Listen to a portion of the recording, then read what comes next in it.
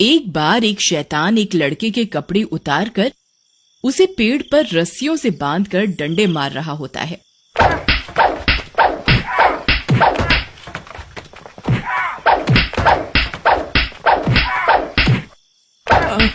मुझे क्यों मार रहा है? मैंने तुम्हारा क्या बिगाड़ा है? छोड़ दो मुझे जाने दो प्लीज। तूने मेरा क्या बिगाड़ा है? हाँ, तेरे जैसे लड़के तो समाज में नासूर हैं, जो कई घरों के चिरागों को बुझा देते हैं। कई साल पहले मैं भी ऐसे ही चिल्लाया था, लेकिन तूने और तेरे उन 3 दोस्तों ने मेरी एक नहीं सुनी और मैं पूरी रात ठंड में ऐसे ही तड़प तड़प कर मर गया था। तुम राहुल, लेकिन तुम जिंदा कैसे हो गए? ये सब छोड़, फिलहाल तू तो मर। ऐसा कहकर शैतान उसकी गर्दन काट देता है।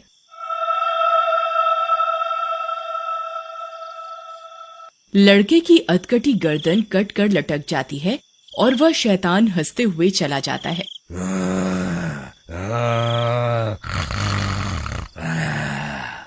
दोस्तों, ये बात शुरू होती है आर्यनगर गांव से, जहां पर राहुल नाम का एक लड़का रहता था जो स्कूल में टॉप करता था और बड़े होने पर उसे शहर के सबसे बड़े कॉलेज में एडमिशन मिल जाता है, जिससे उसकी माता रीमा और पिता राजेश, जो कि काफी गरीब होते हैं, वो बहुत खुश होते हैं। पड़ोसी भी उन्हें काफी बधाइयां दे रहे होते हैं। ओ यारा राजेश, और तेरे पुत्र ने नाम रोशन कर दिता साडे गांव दा। हुण ते गरीबी भी दूर हो जाएगी। हाँ भाई, राहुल अपनी पढ़ाई पूरी कर ले, अच्छी सी नौकरी कर ले, और हमें क्या चाहिए। तभी वहां राहुल आ जाता है। सरदार अंकल, हाँ बस एक बार मेरी पढ़ाई पूरी हो जाए, फिर देखना मैं पापा और मम्मी को क्या पूरे गांव के लिए कुछ अच्छा सा करूंगा। एक स्कूल खोलूंगा ताकि गांव से और बच्चे भी अच्छा पढ़ लिख जाएं। और जितने रहो पुत्र जी, तेरे वर्गे लड़कों की ऐसी सोच ही देश का भविष्य है। रब रखा तेनू। इसके बाद सारे वहां से चले जाते हैं। कुछ दिनों बाद राहुल भी अपने कॉलेज जाता है। कॉलेज में जाते ही बड़ी बड़ी बिल्डिंग देखकर उसकी आंखें फटी की फटी रह जाती हैं। अरे वाह, क्या बड़ी बड़ी बिल्डिंग है और कितना बड़ा कॉलेज है। बच्चों ने भी कितने अच्छे कपड़े पहने हैं। वाह, यहाँ पढ़ने में तो मजा ही आ जाएगा। मैं यहाँ खूब दोस्त बनाऊंगा। ऐसा कहकर वो आगे जा ही रहा होता है कि तभी 4 दोस्त, जिनका नाम नोना, शैंकी, रहीम और रोहित होता है, सामने से आ जाते हैं और राजेश को देखकर हंसने लगते हैं। अबे देख, गांव से कोई नया तोता आया है। अबे तोता नहीं, गांव का बैल बोल बे। चुप करो तुम, भाई है अपना ये, सुना नहीं? जय जवान जय किसान। चल बेटा, अपना नाम बता हम लोगों को, अपना नाम बता हम लोगों को, और जल्दी से कुत्ते की आवाज निकाल कर सुना। देखो आप लोग मुझसे ऐसे बात मत करो प्लीज, मैं यहाँ पढ़ने आया हूँ और कुत्ते उत्ते की आवाज मैं नहीं निकालूंगा। ऐसा सुनकर चारों गुस्से में आ जाते हैं और उनमें से रोहित नाम का लड़का राजेश को थप्पड़ मार देता है। अबे तुझे गांव की ज्यादा हवा लग गई है, चर्बी चढ़ गई है तुझे, तेरी चर्बी निकालनी पड़ेगी गांव के गवार। वो राजेश को और मारने जा रहे होते हैं कि तभी कॉलेज के एक प्रोफेसर वहां आ जाते हैं। अरे तुम चारों फिर यहाँ फिर किसी नए लड़के को परेशान कर रहे हो? चलो जाओ यहाँ से, न कोई काम न धाम, जब देखो आवारागर्दी। उसके बाद वो चारों वहां से चले जाते हैं और राजेश को बाद में देखने की धमकी देते हैं। प्रोफेसर राजेश के पास आते हैं। बेटा, ये चारों बहुत ही बदमाश हैं और चारों के चारों काफी अमीर घरों से आते हैं, तो प्लीज तुम अपना ध्यान रखना और इन दुष्टों से दूर रहना। जी सर, मैं अपना ध्यान रखूंगा और पढ़ाई पर पूरा ध्यान दूंगा। उसके बाद कुछ दिनों तक कुछ नहीं होता। राजेश भी अपने अच्छे व्यवहार और नॉलेज के कारण कॉलेज में काफी नाम बना लेता है और जल्द ही पूरे कॉलेज में फेमस हो जाता है। सब उसे पसंद करने लगते हैं। एक रात जब राजेश अपने हॉस्टल के कमरे में पढ़ रहा होता है, उसके कमरे के दरवाजे पर जोर जोर से दस्तक होती है। अरे भाई, कौन है जो इतनी रात को दरवाजा पीटे जा रहा है? आता हूँ, थोड़ा सब्र रखो भाई। लेकिन दरवाजा पीटना बंद नहीं होता। उधर जैसे ही राजेश दरवाजा खोलता है, उसके सामने 3 हैवान और एक चुड़ैल खड़ी होती है। डरावनी आवाजें आने लगती हैं। अंदर आने के लिए नहीं कहोगे राजा जी? डर के मारे राजेश की चीख निकल जाती है और वो भागकर छत पर पहुंच जाता है। नहीं मम्मी, नहीं, छोड़ दो मुझे। इस कॉलेज में भूतों का साया है, मुझे नहीं पता था। छोड़ दो मुझे प्लीज। तभी बारिश के साथ तेज बिजली कड़कने लगती है। तभी रहीम अपना चुड़ैल का मुखौटा उतारता है और उसे एक थप्पड़ मारता है। अबे तुझे क्या लगा कि हम सब भूत हैं? बेवकूफ कहीं का डरपोक। फिर सब अपना भूत का मुखौटा हटाते हैं और उसका मजाक उड़ाने लगते हैं। इसकी शक्ल तो देखो, अरे कहीं पतलून गीली तो नहीं कर दी डर के मारे? उस दिन बात पूरी नहीं हुई थी। यह सब देखकर राजेश काफी डर जाता है। देखो मुझे जाने दो, मैं तुम लोगों से उलझना नहीं चाहता। अगर तुम्हें कोई बात बुरी लगी हो तो मुझे माफ कर दो। देखा कैसे भीगी बिल्ली बना है, देखा कैसे भीगी बिल्ली बन गया है। तू तो बहुत फैल रहा था, अब अकड़ के दिखा। ऐसा कहकर वो चारों राजेश के कपड़े फाड़ देते हैं।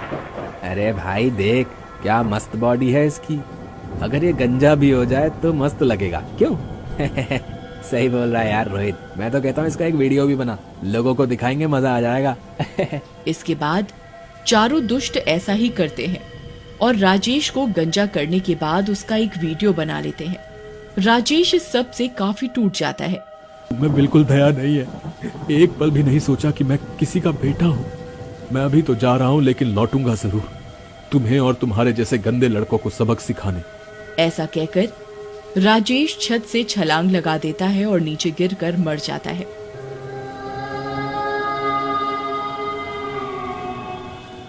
अरे यार, इसने तो छत से छलांग लगा दी, ये तो पक्का मर गया होगा।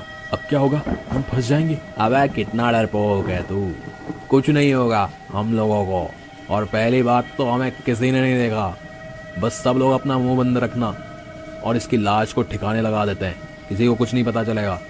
इसके बाद वे सारे राजेश की लाश को वहीं खड्डा खोद कर गाड़ देते हैं और अपने घर चले जाते हैं।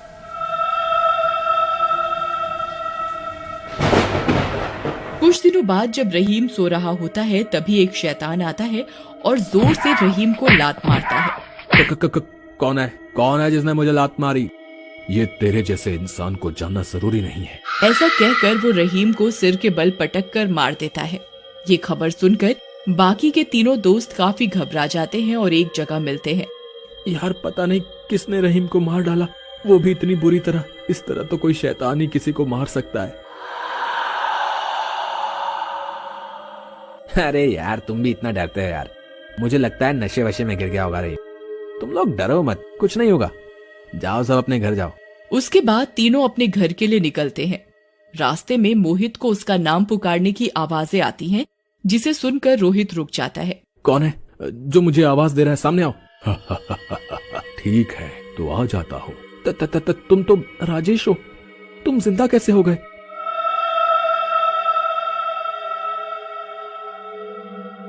मुझे माफ कर दो, मुझसे गलती हो गई। तुमने मुझे बहुत सताया था, मारा था, मेरी लाश भी मेरे माँ बाप को नहीं मिली, तुम्हें तो मरना ही होगा। ऐसा कहकर शैतान रोहित के सारे कपड़े निकाल देता है और उसके बाद उसके हाथ पैर उखाड़ कर मार देता है। उसी रात जब नोना अपने कमरे में सो रहा होता है, राजेश का भूत उसके कमरे में आ जाता है और नोना को उठा करके दीवार से चिपका देता है। कौन है? मुझे नीचे उतारो प्लीज। डर लगा अपनी मौत देखकर? लेकिन मुझे तो नहीं लगा था, मैं तो नीचे कूद गया था छत से। चलो तुम भी कूदो, चलो। नहीं राजेश, मुझे माफ कर दो प्लीज, मैंने गलती कर दी, मुझे माफ कर दो। तुझे माफ कर दूं? अगर तुझे माफ कर दिया तो तेरे जैसे दुष्टों से मेरे जैसे लोगों को इंसाफ कैसे मिलेगा? तूने तो मेरी जिंदगी ही खत्म करवा दी। ऐसा कहकर वो शैतान नोना को उसके कमरे की खिड़की से नीचे फेंक देता है। इस तरह वो शैतान अपने साथ हुई बदसलूकियों का बदला ले लेता है। अगले दिन कॉलेज के गेट पर लिखा होता है, रैगिंग करना मना है, और नोना की लाश वहां लटक रही होती है और राजेश भी वहां से गायब हो जाता है। तब से उस कॉलेज में रैगिंग होनी भी बंद हो जाती। एक समय की बात है जब पारुल नाम की एक लड़की एक छोटे से गांव में रहती थी। पारुल का टूटा फूटा एक घर था जिसमें उसके साथ उसके माँ बाप और एक छोटा भाई भी रहता था। पारुल बचपन से ही हीरोइन बनना चाहती थी। वो हर वक्त शीशे में देखकर एक्टिंग किया करती थी। हमेशा की तरह एक बार पारुल शीशे के सामने खड़ी अपने आप को निहार रही होती है। अरे बस कर लड़की, कुछ काम कर ले। मैं तो बस अब मुंबई जाकर ही काम करूंगी। ओहो, ये लड़की तो बस हर वक्त फिल्मों और हीरोइन बनने की बात करती है। भगवान ही कुछ करे अब तो इस लड़की का। थोड़े दिन बाद गांव में किसी फिल्म की शूटिंग हो रही होती है। पारुल का छोटा भाई राजू भागता हुआ पारुल को ये बात बताने आता है। दीदी दीदी जल्दी चलो, हमारे गांव में फिल्म वाले लोग आए हैं, शूटिंग चल रही है, शूटिंग।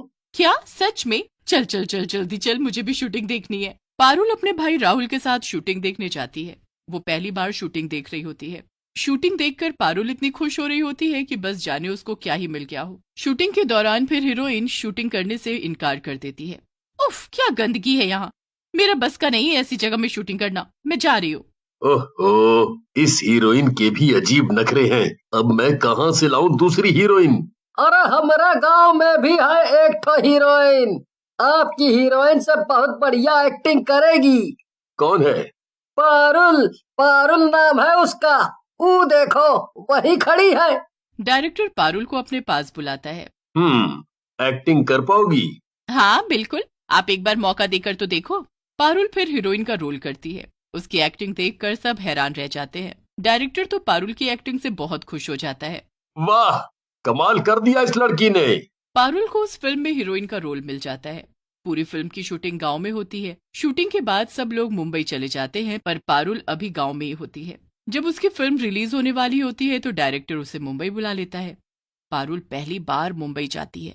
वहाँ की चकाचौंध देखकर पारुल दंग रह जाती। उसके बाद वो डायरेक्टर के ऑफिस जाती है। वहाँ सब पारुल को बड़े अजीब तरह से देख रहे होते हैं कि आखिर उनके ऑफिस में कौन भिखारिन जैसी लड़की डायरेक्टर से मिलने आई है। अरे पारुल, आओ आओ, तुमको मुंबई आने में कोई दिक्कत तो नहीं हुई? जी नहीं सर, मैं आराम से पहुंच गई थी, फिर आपके ड्राइवर मुझे यहाँ तक ले आए। अच्छा ठीक है, मैंने तुम्हारे लिए होटल में रूम बुक कर दिया है, तो तुम आराम से वहाँ रहना। और ये रीटा है, मेरी सेक्रेटरी। अब से ये तुम्हें सब समझा देगी और तुम्हारी मदद करेगी। तुम्हें कोई भी जरूरत हो तो तुम इसको बोल देना। रीटा पारुल को अपने साथ सबसे पहले ब्यूटी पार्लर लेकर जाती है। अरे ये आप मुझे कहाँ ले आई? देखो, मुझे सर से यही इंस्ट्रक्शन मिले हैं, मैं तो बस अपना काम कर रही हूँ। अच्छा सर ने कहा है तो ठीक है। पार्लर में जाकर पारुल का हुलिया एकदम बदल जाता है। रीटा भी उसे देखकर हैरान रह जाती है। ओह माय गॉड, तुम तो एकदम बदल गई। कोई तुमको पहचान ही नहीं पाएगा कि तुम वही लड़की हो जो सुबह फटे पुराने कपड़ों में ऐसी गंदी सी बनकर आई थी। पारुल भी खुद को शीशे में देखकर हैरान हो जाती है। जब अगले दिन फिल्म रिलीज पर पारुल जाती है तो डायरेक्टर और बाकी सब जिन्होंने पारुल के साथ फिल्म में काम किया होता है वो सब हैरान रह जाते हैं। पारुल को देखकर डायरेक्टर की नीयत खराब होने लगती है, पर वो उस वक्त उसे कुछ नहीं कहता। वो बस फिल्म के रिलीज होने पर ध्यान देता है। फिल्म रिलीज होने के पहले हफ्ते में ही करोड़ों रुपए की कमाई हो जाती है और हर जगह बस पारुल ही पारुल छा जाती है। सच बोलती थी मेरी बेटी कि एक दिन वो बहुत बड़ी हीरोइन बनेगी, और उसने ये कर दिखाया। सबको पारुल पर गर्व होता है। अब पारुल मुंबई में ही अपने लिए किराए पर एक फ्लैट ले लेती है। उसे अब एक के बाद एक फिल्में ऑफर होने लगती हैं, पर पारुल अपने डायरेक्टर की ही नई फिल्म को साइन करती है। नई फिल्म में उसके साथ राहुल काम कर रहा होता है। राहुल और पारुल दोनों एक दूसरे को पसंद करने लगते हैं और अब हर जगह वो दोनों साथ दिखाई देने लगते हैं और हर जगह ये बात फैल चुकी होती है कि वो दोनों शादी भी करने वाले हैं। पारुल के पुराने डायरेक्टर को ये बात बिल्कुल हजम नहीं होती। इसकी इतनी हिम्मत, ये किसी और से शादी नहीं कर सकती। मैं इससे आज ही बात करूंगा। डायरेक्टर शाम को पारुल के घर जाता है और उसके सामने शादी की बात रखता है। ये आप क्या बोल रहे हो सर? मैंने कभी आपके बारे में ऐसा नहीं सोचा, और आप तो वैसे भी शादीशुदा हो। तो क्या हुआ, ये फिल्म इंडस्ट्री है, यहाँ ये सब आम बात है। 2 शादी 4 शादी क्या फर्क पड़ता है? मुझे फर्क पड़ता है सर। मैं किसी एक से ही शादी करूंगी और उसी के साथ जिंदगी भर रहूंगी। मैं मानती हूँ कि आपने मुझे काम दिया और आपकी वजह से मैं आज यहाँ तक हूँ, पर इसका मतलब ये नहीं कि आप मेरी जिंदगी के फैसले लोगे। मैं राहुल से प्यार करती हूँ और ओह, मतलब ये अफवाह जो चारों तरफ फैली हुई है वो सच ही है। पर याद रखना, अगर तुमने उससे शादी की तो मैं तुम्हें बर्बाद कर दूंगा। डायरेक्टर को ये बात बिल्कुल बर्दाश्त नहीं होती। वो एक रात पारुल को शूटिंग के बहाने से दूर एक सुनसान पुराने घर में बुलाता है। वहां पहले से एक मंडप लगा होता है। वहां बुलाकर वो पारुल से जबरदस्ती शादी करने की कोशिश करता है। पारुल से ये बात बर्दाश्त नहीं होती और वो वहां से भागने की कोशिश करती है। गुस्से में आकर डायरेक्टर पारुल को उसी घर में बंद कर देता है। अगर तुम मेरी नहीं हो सकती तो किसी की भी नहीं हो सकती। डायरेक्टर घर के बाहर आग लगा देता है, जिसमें पारुल चिल्लाती रह जाती है और कुछ नहीं कर पाती। वो तड़प तड़प कर वहीं मर जाती है। अगले दिन शूटिंग पर सब पारुल का इंतजार कर रहे होते हैं। सर, पारुल मैम अभी तक नहीं आई। हाँ, उसको अपने गांव वापस जाना पड़ा। उसके बाबूजी की हालत ज्यादा खराब है, वो अभी वापस नहीं आ पाएगी। इसीलिए हमें उसका रोल कट करना होगा और उसकी जगह मैंने दूसरी हीरोइन को रख लिया है। क्या? उसने मुझे भी कुछ नहीं बताया और उसका फोन भी कल से बंद जा रहा है। हाँ, उसने बोला था कि वो नहीं चाहती कि उसे कोई भी परेशान करे। चलो ये सब छोड़ो और शूटिंग पर ध्यान दो। शूटिंग पर। हाँ ठीक है सर, पर नई हीरोइन है कहाँ? वो देखो, उनका नाम लिया और वो आ भी गईं। इनका नाम शीना है और अब यही पारुल का रोल रिप्लेस करेंगी। शूटिंग स्टार्ट हो जाती है। शीना बड़े अच्छे से अपना रोल प्ले कर रही होती है। सबको बिल्कुल ऐसा लग रहा होता है कि जैसे पारुल ही वो रोल निभा रही हो। डायरेक्टर शीना के काम से बड़ा खुश होता है। एक काम करना, आज रात में यहीं पास के होटल में रुका हुआ हूँ, तुम रात को वहां आ जाना, फिर मिलकर कुछ जरूरी बातें करते हैं। जी सर, बिल्कुल आऊंगी। रात होती है और डायरेक्टर शीना का बड़ी बेसब्री से इंतजार कर रहा होता है। दरवाजे पर खटखटाने की आवाज आती है। डायरेक्टर दरवाजा खोलता है तो सामने शीना खड़ी होती है। शीना को देख डायरेक्टर पागल सा हो जाता है। सर, ये आप क्या कर रहे हो? देखो शीना, तुमको अभी बहुत आगे बढ़ना है, बहुत बड़ी हीरोइन बनना है और ये सब बस मैं ही कर सकता हूँ, तो तुम मुझे बस खुश रखा करो। डायरेक्टर शीना को इतना कहकर गले से लगा लेता है। शीना कुछ नहीं बोलती, पर गुस्से से उसकी आंखें लाल और उसका चेहरा चुड़ैल में बदल जाता है। आखिर तूने अपनी हरकतें आज भी नहीं छोड़ी, पर मैं अब वापस आ गई हूँ। मैं तुझे सबक सिखा कर रहूंगी। तू क्या सोच रहा है कि पारुल को मारकर तुझे अब शीना मिल जाएगी? बेवकूफ आदमी, तुझे अंदाजा भी नहीं है कि पारुल भी मैं ही हूँ और शीना भी मैं ही हूँ। क्या हुआ शीना, तुम चुप क्यों हो? कुछ तो बोलो। जी सर, मैं आपको अच्छे से खुश रखूंगी। आप शीना को जिंदगी भर याद रखोगे। अजीब तरह से हंसते देख डायरेक्टर शीना को खुद से एकदम अलग कर देता है। डायरेक्टर दोनों के लिए खाना मंगवाता है। दोनों साथ बैठकर खाना खाने लगते हैं। शीना के भेस में चुड़ैल डायरेक्टर पर ऐसा जादू करती है कि उसे होश ही नहीं रहता और वो पागलों की तरह सारा खाना खा जाता है।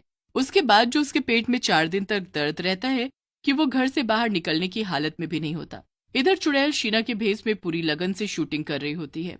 फिल्म पूरी हो जाती है और अब बस सबको उस फिल्म के रिलीज का इंतजार होता है। डायरेक्टर राहुल, शीना और बाकी सब पहले दिन फिल्म देखने जाते हैं। अब फिल्म स्टार्ट हो जाती है और जैसे ही शीना की एंट्री दिखाते हैं तो उसे सबकी आंखें फटी की फटी रह जाती हैं। वो शीना नहीं बल्कि पारुल होती है।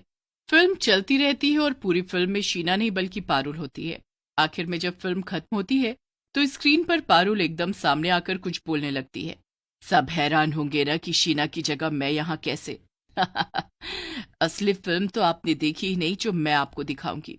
स्क्रीन पर अब वो सब चलने लगता है जो उस रात पारुल के साथ हुआ था। पारुल कैसे जलकर मर गई। ये सब क्या है? बंद करो इसे। डायरेक्टर वहां से उठकर भागने लगता है, पर तभी साथ में बैठी शीना उसकी गर्दन पकड़ लेती है।